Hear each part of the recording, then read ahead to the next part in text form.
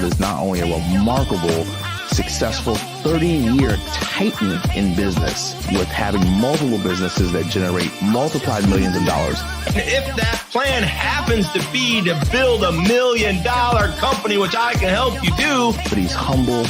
He's a man of God. He's a family man. The world's news organizations are built on everything but positivity. He is an influential entrepreneur and business speaker for over 30 years. I've got to forecast. I've got to pronounce. I've got to project. I've got to share with you my ideas, my vision, my goals for not only myself, but for you. That's why he came up with his incredible concept of taking and creating a platform for people that are wired differently. And you got to understand that your habits of your person and your habits of your business and your habits of your spirituality have to lead to the North Star of who you are. We need to figure out who we want to be in life. Hello, good morning. Hello, good morning. Good afternoon, good day. I know we've got time zones all over the world now. And wow, I just don't know what to say. I got to tell you, kicking off this morning, the viewers like in under 2 minutes is seismic to me. I mean, literally, we're pushing 30 some viewers already. And so what you want you to understand is like today, Friday. I know I used to have more mass, but it's okay, you guys. I'm healthy. It's all right.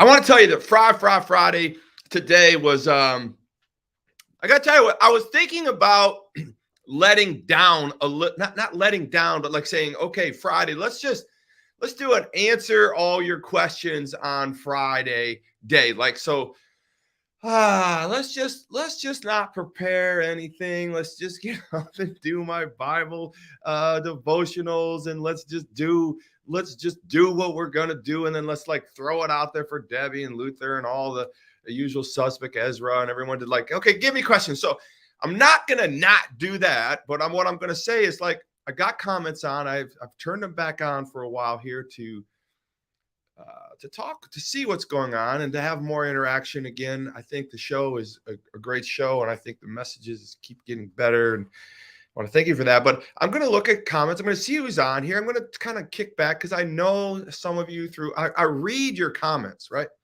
And so some of you are like asking for prayer. Some of you are asking for advice, and I'm DMing you back, and I'm doing the best I can to keep it. It's impossible, though. I mean, literally, for me to personally hit everybody. So I just want you to know, I do see a lot of you. I do think, there is a thing going on here, and I love it, and I appreciate it.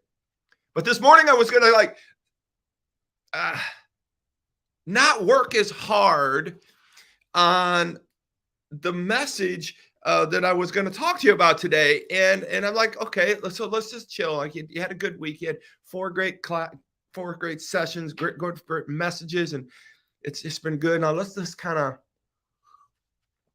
put our feet up today and take it a little easier.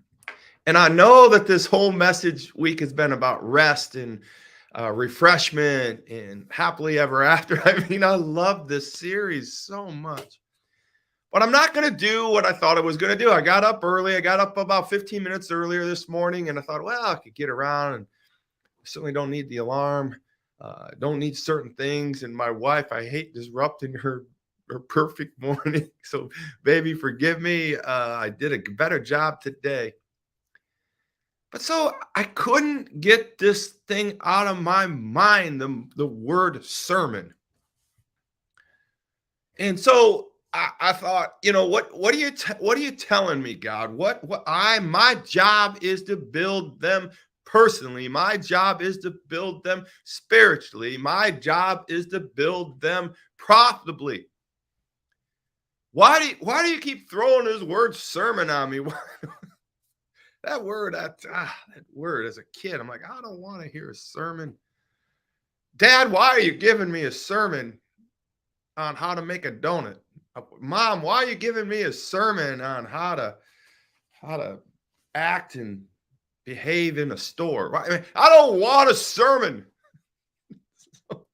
Now we call it messages, we call it talks, we call it TED Talks, we call it chats, but at the end of the day, A sermon is a sermon. And so I'm like, God, why throw a sermon? He says, because it's not your job to build people personally. It's not your job to build them spiritually. It's not your job to build them profitably. It's my job to build you. We learned about this in 2 Corinthians 3 and 4, to build you, Todd, to share with them so that I can work in their lives, take a load off from that. So I do want you, though, to continue to give your sermons. I said, but God, I've never called him a sermon in my life. He said, didn't you just yesterday or 2 days ago confess that you might be a preacher? I don't know why I think it's funny. Because if you knew me growing up, you'd think it's really funny. So I'm not going to call it a sermon, but I'm going to tell you I was convicted this morning to bring it in like thunder on Friday. Friday. So here's what I wanted to talk to you about. Unconditional love works. And so I had two things roaming in my head about helping build you spiritually, personally, and profitably. Even let's not lose track of why we're on this show. We're on this show to get a message and how it can resolute and resonate with you in your life. And so my job is to really, I believe more so now than ever, is to channel God, to channel the thought processes and the messages he delivers to me that I read and I pass on in this week of living happily ever after. And I think it's only fitting to tell you that if you want to live a life happily ever after, like we started on Monday, we have to understand how important God is in our life. I have to understand how important the messages are in the Bible. I really planned on making it short all week, but it is not going to happen. I'm 7 minutes into this, and I just got to tell you, I've been on several podcasts, and just the other day I was on a podcast, and I was talking about my book, Your Will Be Done, how we triangulate your free will with God's will and how we build you personally, spiritually, and profitably in your entrepreneurial mindset and your business mindset. I'm here for you, brothers and sisters. But here's what I want to say is this: one of these podcasts I did, I just remember it so wildly right now at this moment, is he literally challenged me in the middle of a live podcast. Well, what do you have for the readers who don't believe in God?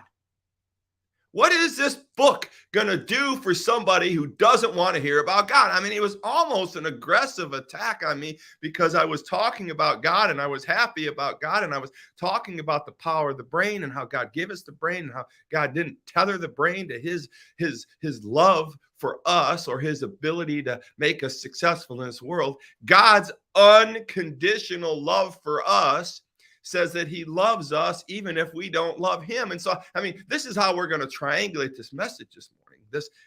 I'm not going to ever do it again, but God said to call it a sermon, so I'm calling it a sermon this morning on a Friday. We're going to have a fun sermon. But, so here's the thing swirling in my mind. So what is in this book for someone who doesn't want to love God? I wasn't prepared for the question. And I simply said him, sir, I want you to understand that this book is for everybody, but certainly I think Christians and those believers and want to believe, those who are open to the idea of the power of the mind, are going to love this book. Those people that are in the mindset of trying to find maybe some higher power, some spiritual enlightenment in any strategic form other than just themselves, we're going to find some hope and some inspiration in this book. But I got to be honest with you, at some point, sir, you need to understand that you got to pick a side of the fence. You just can't go through life not standing for something. But God gave us a beautiful answer for not standing for something all the time. He gave us a beautiful answer for standing for something, right? But not offending others in a way that's harmful to them. He gave us Jesus. He gave us this concept, right? I wish I'd have had the answer for him right then, but maybe that's why I dove into this, and what we're talking about today is that the book is unconditional. For the person who is not seeking God, for the person who wants to read a book that talks about God but doesn't want to love God, doesn't want to have God in his life, just what is it going to get from him? He's going to get mindset for sure. But what he's going to get, they're going to get is this unconditional process, this unconditional mindset that God loved us so much. Listen, this is a powerful morning. God loved us so much that he gave us a brain and a body and a mindset that was capable of his own image, regardless of whether we chose to love him or not. He doesn't say you don't have brain power or the capacity to survive in this world if you don't choose God. Jesus walked on this earth. It's a fact. Now, whether you want to listen to what he taught us or not is up to you. But the number one thing God in Christ has taught us in this world, and I believe this with my heart, and I'm a modern day Apollos. I talk about it. I write about it in the book. I get some things wrong, but I'm constantly seeking the right way. But I would tell you the number one thing that I'm talking, preaching, or sermonizing today is this unconditional love concept. This idea of unconditional love surpasses almost anything and everything you can think of, because that's the model of free will. That's the model of God's will. And when you put them together and you triangulate our free will and God's free will, what you're going to find out at the top, at the apex, at the summit of that model is unconditional love. Well, how do you know that, Todd?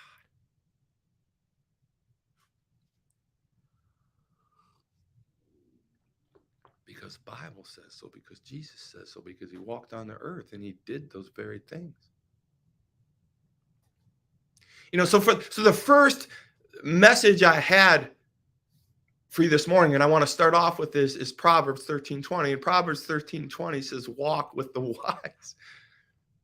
And so my lead into this is to walk with the wise. And I think about this when I walk with the wise, walk with the wise. And then it goes on to say, walk with the wise and become wise, for a companion of fools suffers harm. So in Proverbs, we're talking about wisdom here, and the wisdom in this Proverbs of 13:20 says, listen, you're called to walk with the wise. And this is my setup, and we're going to get to unconditional love because that's the follow-up. And here's where we're at. We walk with the wise and become wise, for a companion of fools suffers harm. So what it's saying is God is calling us. We are called to walk with wise. We are called to be in a community. We are called to be with people that are wise around us, maybe even wiser than us. And I think that's why all these people are on here right now, is they're seeking wisdom.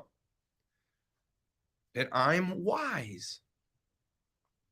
But don't get that confused with smart, because I'm not smart all the time. I am wise lots of the time, and I am not smart all of the time. But I want you to understand, the guy that you're listening to right now is a modern day Apollos. And in Proverbs 13:20 is saying to walk with wise, find people, maybe like Todd, other than people, maybe that fit you, maybe more enlightened, maybe more topical, more what is this community that you're being drawn to? Walk with the wise. Now remember though, if you're going to walk with the wise, other people are going to be walking with you. So that must mean you're wise. Do you see yourself as wise? How do you create the understanding of whether you're wise or not? How do you create the understanding of whether the community that you choose with to walk with is wise or not? How do you follow Proverbs 13:20, walk with the wise and become wise, for a companion of fools suffers harm? How are we avoiding harm? By walking with the wise and realizing that if they're wise or not wise, should I choose Todd? Should I choose this coach? I mean, God is literally telling us in Proverbs, walk with the wise, get a coach. Everybody's better with a coach.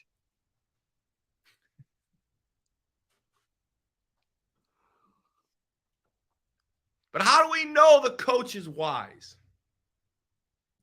How do we know the companions that we seek are wise? How do we know these things? And so that's where I'm compelled to talk to you about Jesus Christ. Well, that's where I'm compelled to talk to you about God. That's why I'm compelled to talk to you about unconditional love is the only plan I can prescribe, the only model, the only plan I can give anybody that's called me this week and tell you that it will work all the time, every time. Just last night, we had a group coaching session and we talked about joint ventures. Now, God, how do you pull us together? Why?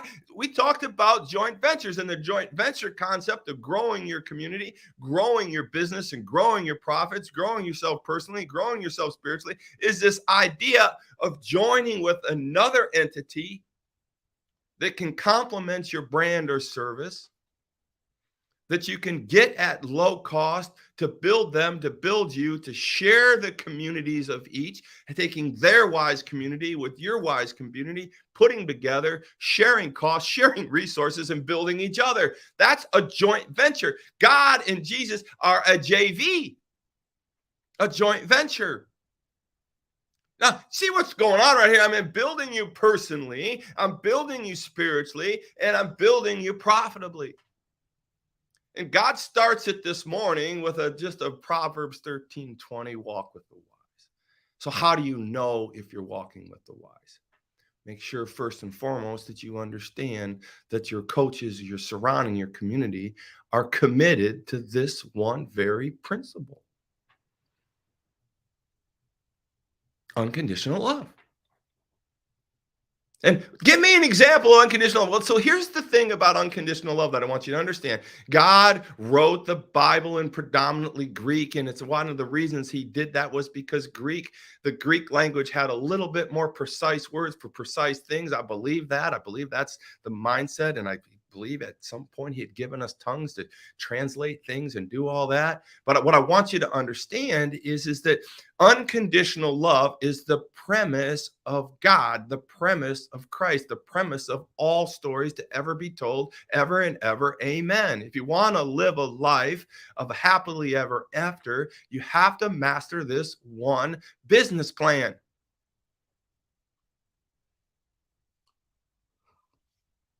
Life is a business. Come on now, don't fool yourself. Our spiritual growth is a business. Your profitable growth in self and others and money and income is a business.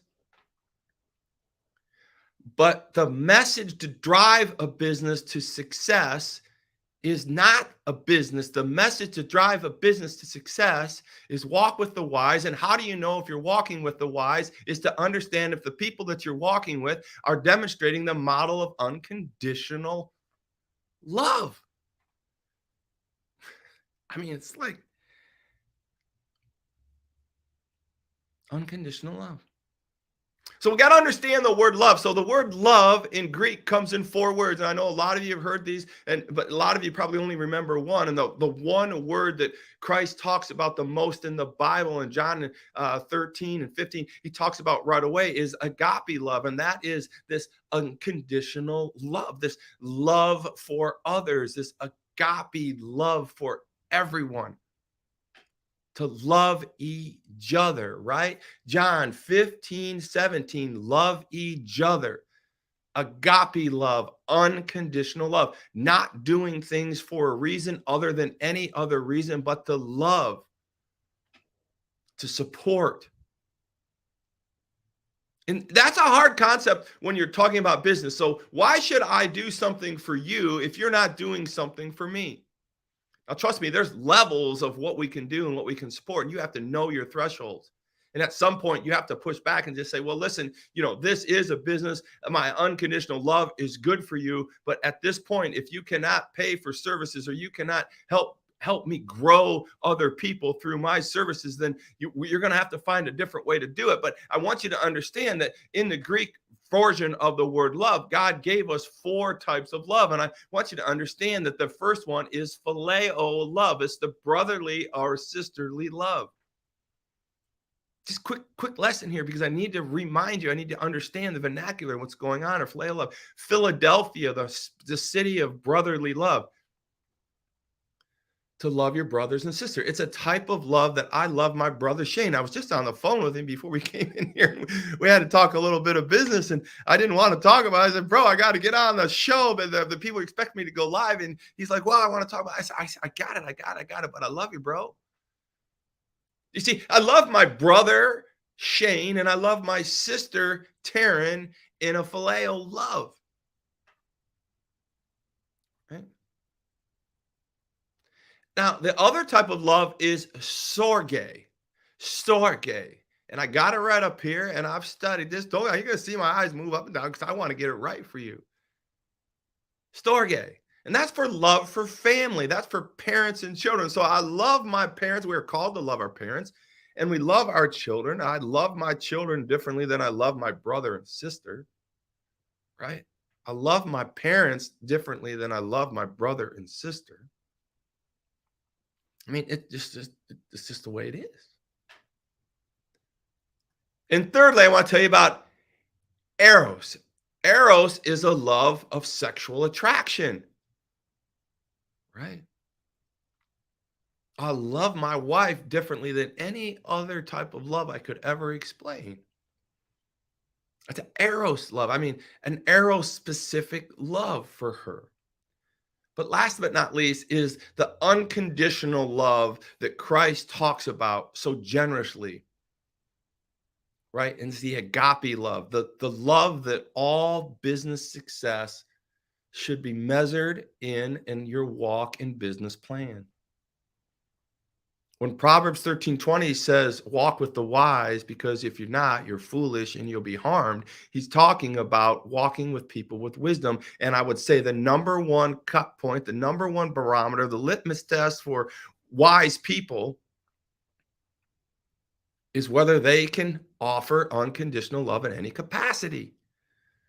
Not that they're smart, but that they're wise. I mean, I'm wise, but I'm not smart. I mean, I remember getting in a hurry. We talked about hurry. And I remember jumping in my truck or car at one point, jumping on the toll road to get to an appointment was about 3 hours away, jumped on the toll road, was on the phone, and I drove for about an hour, and I realized that I was supposed to be going to Chicago, and I was all of a sudden in Toledo, Ohio.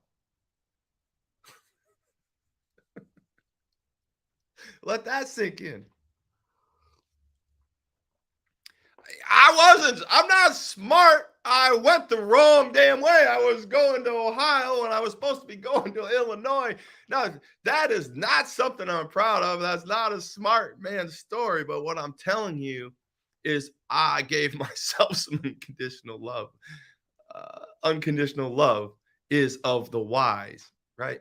And there is wisdom even beyond it. But I want you to talk about unconditional love. So I just want to bring this home. I want you to understand. I want you to dive into your life. I want you to dive into your understanding of your personal growth, your spiritual growth, and your profitable growth. Listen, we talked about growing yourself personally, doing it, working as hard on yourself as you are in your business, maybe even harder.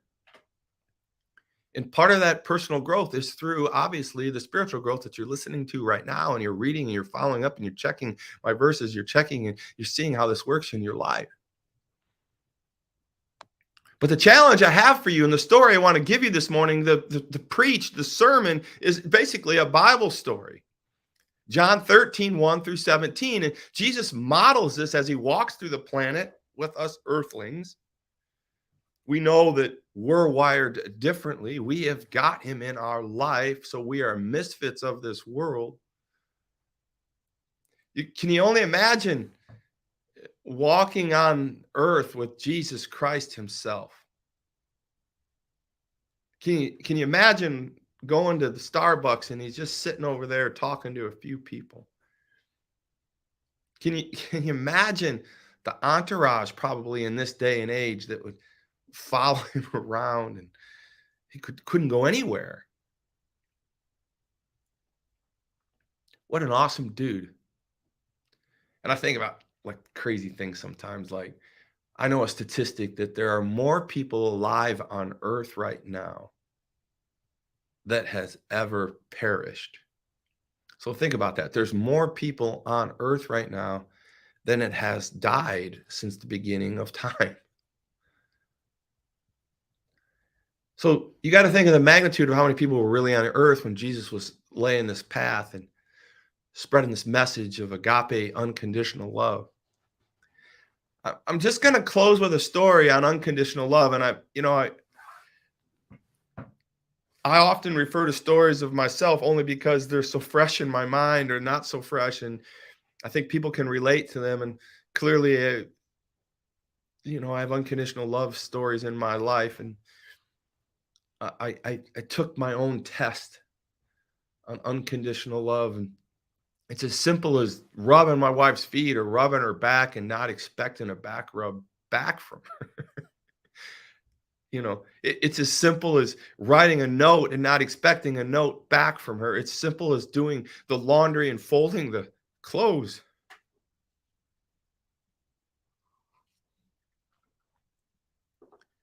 And not expecting it back. But Christ took it to a whole nother level, man. I was blown away this morning. Just when I dove just an extra deep layer into John 13, 1 through 17. And I'm not going to read it out of the Bible for you. I mean, you can go there, John 13, 1, 7. I'm going to paraphrase it and take you out to a great weekend of unconditional love. In the last hour of Jesus Christ, he was sitting at a table with all of his disciples, and he was talking to them, and he was letting them know that one of us among us is going to betray him. He was letting them know that he loved everyone in that room unconditionally with his words and his actions. And as he was eating his meal, he looked around him and he said, "This meal is done. I have got to go to my Father." And they're saying, "Don't leave us, Lord." He says, this is what's going to happen. I'm going to be taken. I'm going to be marched down a road, and I'm going to be crucified. And he was going through the process of everything with this round table. We've all seen the picture of the Last Supper. But what's going on there is high drama, high tense, because all of his closest people in his life are around him, and he's sharing with him that he must go. And they're not understanding why he has to go. God brought him in, and he has to bring him back. And it's just a complicated idea of the most complicated but most beautiful love story that the world has ever seen. And here's where unconditional love plays out in this story: is that Jesus was finishing his meal and probably had his dessert and his coffee and his wine and everything. Everyone had a few laughs. He tells him he has to go away. And as he's telling him that he has to go away, he says, "But before I go, I need to do something." "What is it, Lord? Tell us. What is it, Jesus? What are you going to do? What can we do for you?" He says, "No, I need to do this for you." And he basically lines everybody up from the way I understand it. And he says, "Give me your feet." He said, "Let me wash your feet, for I'm going away and I want to love you unconditionally. I want to wash your feet." And Simon says, "Listen, Lord, I don't wash my feet. Let me wash your feet." He says, "No, I must wash your feet." He said, if you must wash my feet, then wash my head and my body, wash my whole body." He says, "No, your body is clean. One who is bathed is clean. Your body is clean, but your feet need washed for unconditional love, for this idea of being cleansed in the spirit and the things that are going on." And Christ was role modeling his unconditional love. Now watch this as he washes his feet, and he goes down and he washes everybody's feet in the room with the setup of this idea that one person in the room has betrayed him and sent him to death on a cross and crucifixion. As he washes their feet, he leaves the room for good. In the physical sense, he left, he went through the process, he was crucified, he died on the cross with Demas. The criminal, at the last moment, accepted Christ into his heart and ascended to heaven with Jesus, with only knowing him for a matter of seconds. Blows me away. But what I want you to understand right now, the most important principle I'm going to give you right now, is that Christ washed everybody's feet in that room. I got through with the story and I thought, I knew the washing of the feet.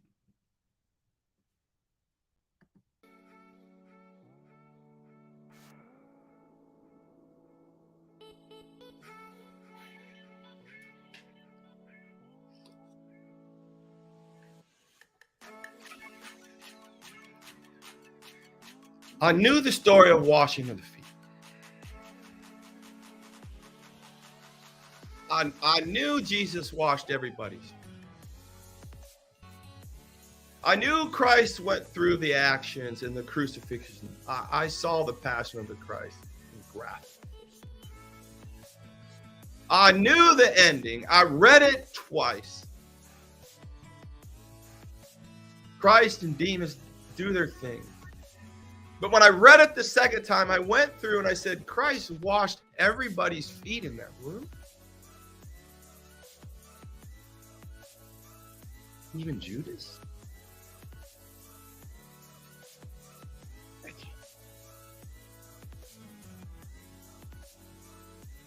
Christ knew he was going to betray him. Judas sold Christ out.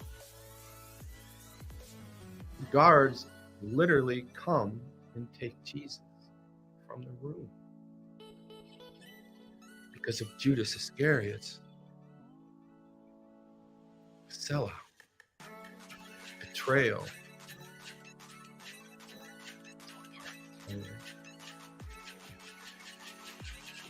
Not to have a moment to waste. Christ realized this is going to happen. And he tells Simon he's going to wash his feet. And servants of unconditional love. But Jesus didn't stop at Simon.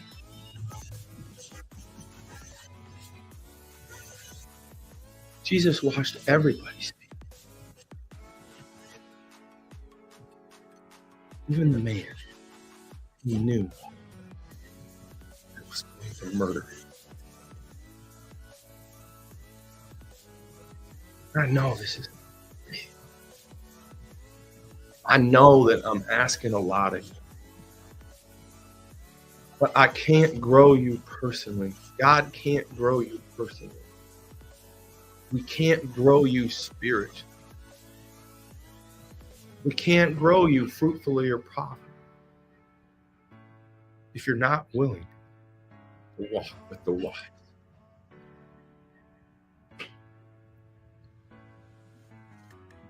Or a companion of fools suffers harm.